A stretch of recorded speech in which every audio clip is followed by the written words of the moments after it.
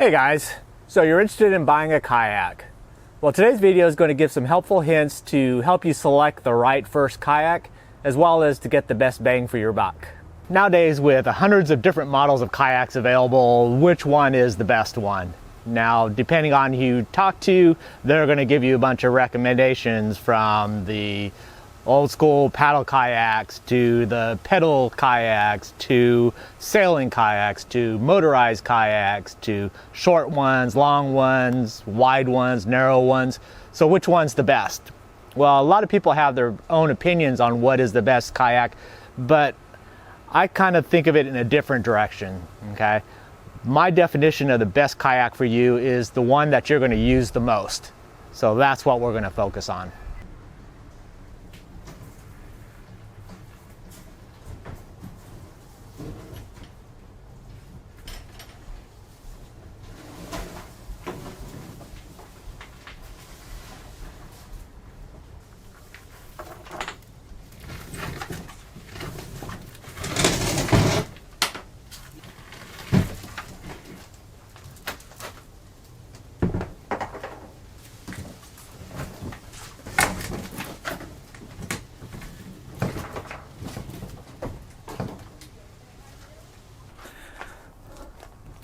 So where are you going to put it?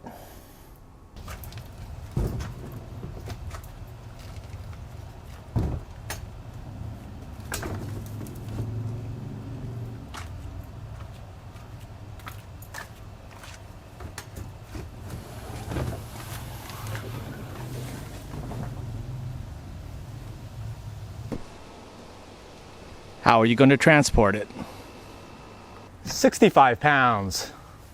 100 pounds.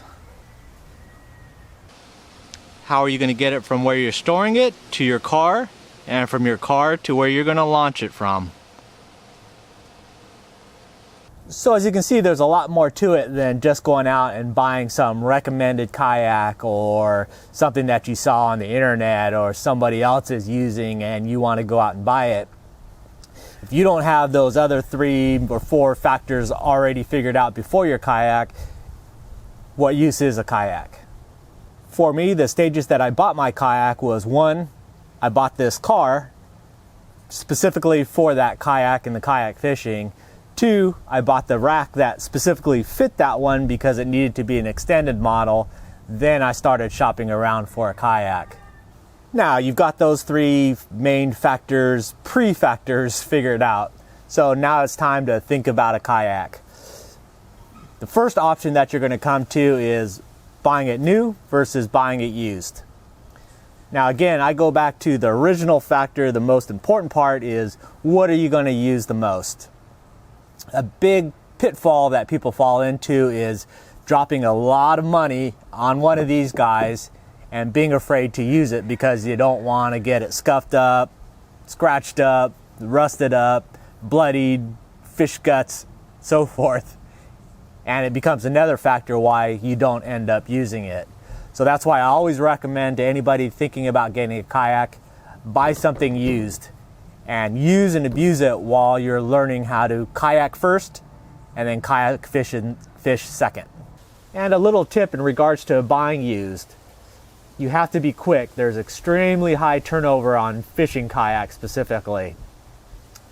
Go to the bank, have your money sitting with you at home. So if you see something pop up on Craigslist or a fishing forum, you call them right away and say, "I'll be right over. I've got cash on hand in my kayak equipped, ready to travel vehicle," and buy it. Don't haggle, just go out and get it. There's just such an extreme fast turnover. By the time you get from your house to where they're located, they're going to have a dozen phone calls of other people wanting it.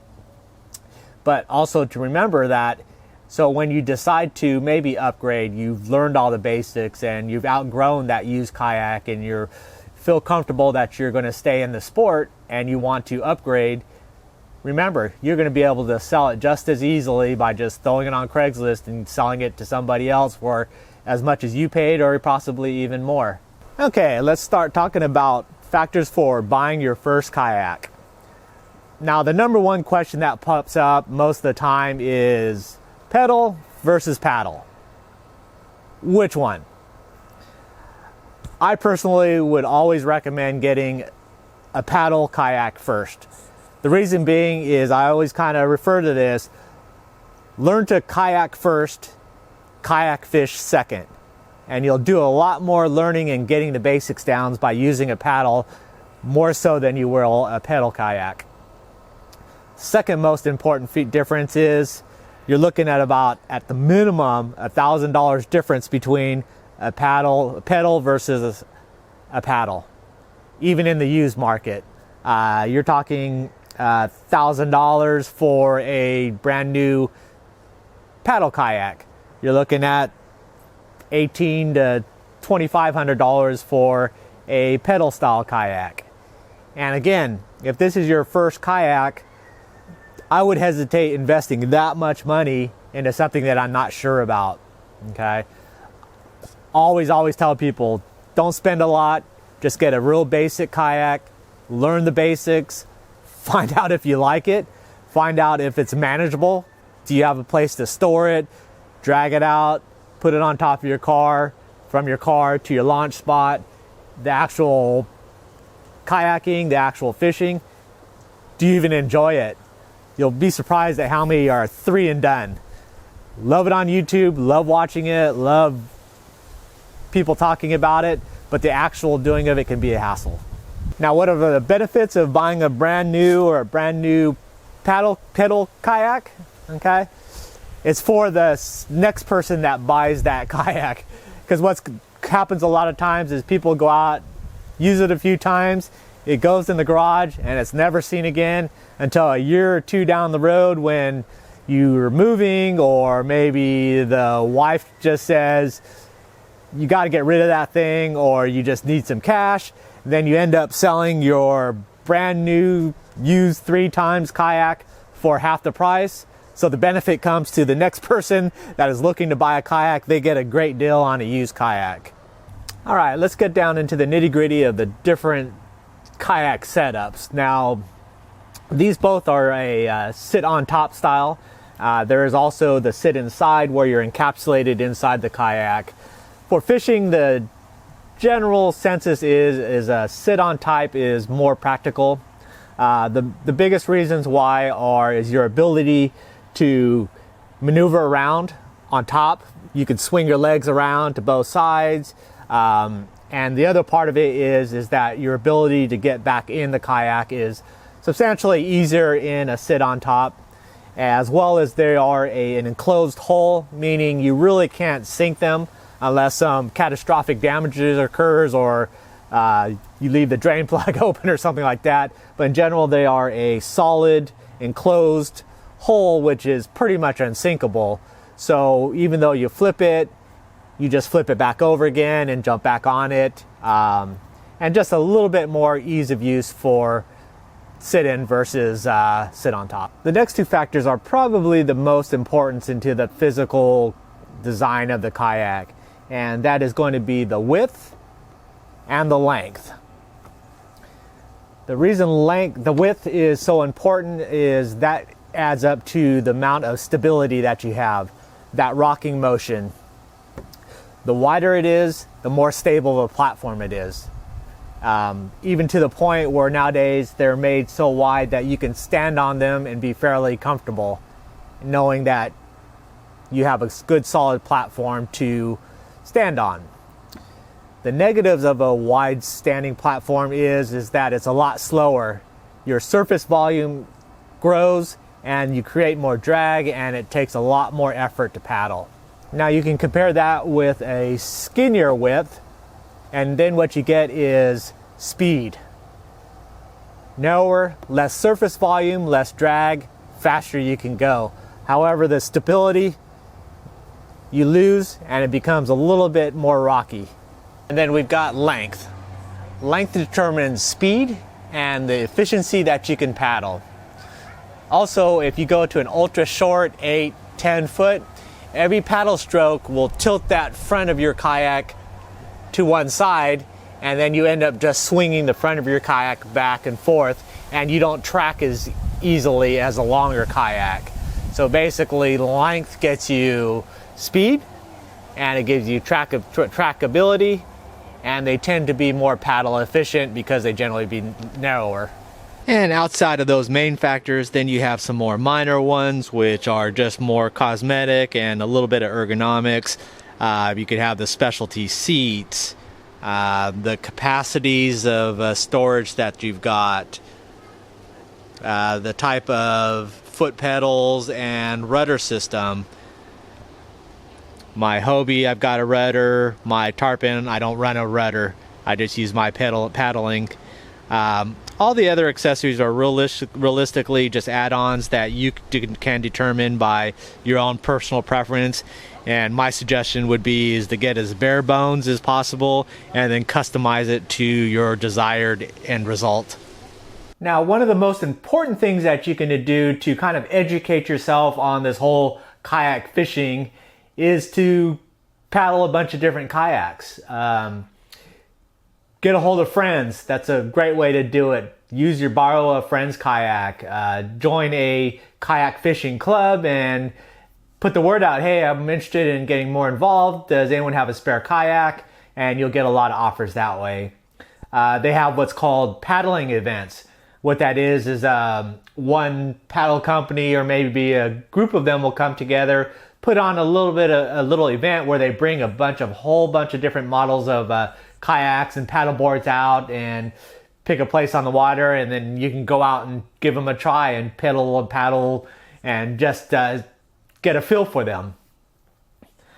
Now, me personally, the way I did it is, I've kayaked before, so it wasn't that I've never been on one, but when it came to getting the fishing kayak, I basically did my research off of YouTube and reading and just kind of seeing what everybody was using. So back in the days, that Tarpon 140 was one of the top fishing style kayaks. You had Ocean Kayak as well. A lot of these other brand names weren't in there. It was just when Hobie was just they had their regular paddle kayaks before even the pedals had come out. So I kind of knew which ones were being used. All right. So if you see a lot of videos and a lot of people and a lot of veteran people using a certain kayak, you can kind of get a understanding that they're using it for a reason, and it's pretty much a safe bet that if you get that style of kayak that you're going to be right in the ballpark. And that's kind of how I did mine. If you have special requirements, like if you're a big person and you're over 300 pounds, that narrows down your window to not so much about what the kayak can do, but just that ability to hold that much weight. Or if you have back problems, leg problems, arm problems, where you can't handle carrying a 60, 70, 100 pound kayak, then you're going to be tailored to a 30, 40 pound kayak and so forth, a smaller footprint kayak. But that's the kind of what you have to determine. Don't get too involved with it. Again, I'm focusing on two things. One is what's going to get you on that water. It doesn't matter what kayak you're going to get if you're not going to use it. All right. And two, this is going to be your first kayak, so make your mistakes with it. All you're getting this first kayak for is just to get your feet wet and get used to how things work, how to kayak first. And then after that, the kayak fishing. And then once you start doing that, you will have a better gist of what you like, what you don't like. You'll find out if it's even for you. You're going to meet other people that are kayak fishing, and you're going to be able to actually be able to test things with a bit of history and a little bit of a knowledge to know what's good, what's bad, what you like, what you don't like. So again, this first one is just get you on the water, get you familiar with everything. So don't stress out of needing just this one narrow single model, single style, single brand, single color, okay? Because you end up missing all this time on the water that you could have if you just have, okay, these three manufacturers, I like this model, this model, this model, this model, this model, in this size range, So you have 15 kayaks to choose from, and then that opens you up. If one of them pops up, boom, give the cash, and the next day you're on the water and your experience starts growing from there. Because the thing about kayak fishing, it's all about the experience. okay? Both the fun part of it, but the knowledge base of experience, getting out there and actually doing it.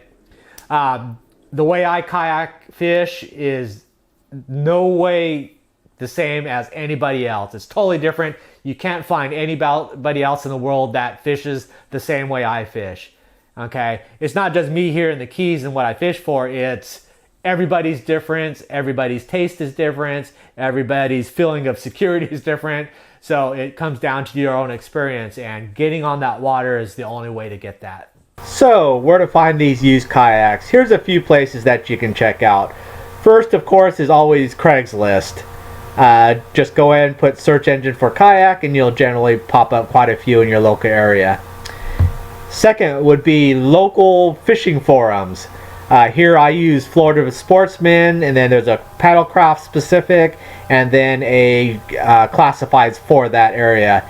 And a lot of different kayak and kayak equipment show up there.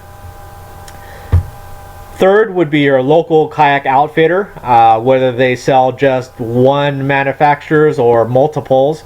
A lot of times they'll have used trade-ins, as well as last year models, older models, and some of them that rent kayaks will also go through like a yearly trade out for their rental fleet and sell their older models. Another good option is good old eBay. You could always check and see if there's anything going on in your local area. And lastly, I would say is to check your local classifieds in the newspaper or penny saver. And always remember though that the kayaks fishing sport is really growing quickly. So there's a high turnover on used kayak fishing equipment, especially the kayaks. So again, have your cash in hand, have a list of models and styles that you're interested in, and then when one does show up and the price is right, get on the phone as soon as possible, tell them, hey, I want to buy it, I've got cash on hand, I'm ready to just come over, pick it up and be done with it. You got to be very careful because they'll get a lot of phone calls really quickly, and if you wait too long, they'll sell it out from under you. Even to the point where they say, okay, it's yours, just come and get it. Someone else will call and say, you're selling it for this price, here's an extra $100 if you sell it to me instead, and you're SOL. So just got to be quick. A quick cautionary portion would be being careful about the structural integrity parts of the kayak. Although they are just made out of plastic realistically, okay, there are some places on a kayak that you want to be somewhat careful of because they become to the point where they're not repairable. Issues like your areas around the scupper holes, areas around the support areas like where your seat is, the keel areas on the front and back of the kayak, although those can be repaired quickly, easy with plastic welding, but also like the overall wear and tear on the actual plastic shell. That plastic, if left out in the sun, can break down and become very brittle. So there are some parts that you do want to be cautionary about, taking a look and just making sure that the overall condition is okay. But remembering it is just plastic and most things can be repaired fairly easily, but you do want to be careful about those structural areas. So in conclusion, okay, don't forget about the most important part, okay? Buy the kayak that gets you on the water the most. I can give you a $5,000 Hobie Pro Angler all decked out, and if you have no place to store it, it's not manageable to get you to and from the water, you have no way to transport it, instantly it becomes a $3,000 piece of plastic that'll sit in your garage or your yard until you sell it. Simple as that. Versus you can go out and get a $100 piece of crap kayak that you can just throw on your shoulder, throw into the water, get on and go out paddling and just have fun and go fishing and catch fish on it. The fish don't care, to be honest with you, okay? But if that's the kayak that gets you out on the water the most, that's the best kayak for you, regardless of all the newfangled stuff that's coming out, what gets you on the water is the most important factor that you should think about. So hopefully that was helpful, not too much overload. Don't overthink it. It's just a piece of plastic, and fish don't give a crap about what kayak you're on. All right. So anyways, thanks for watching, and I will see you next video.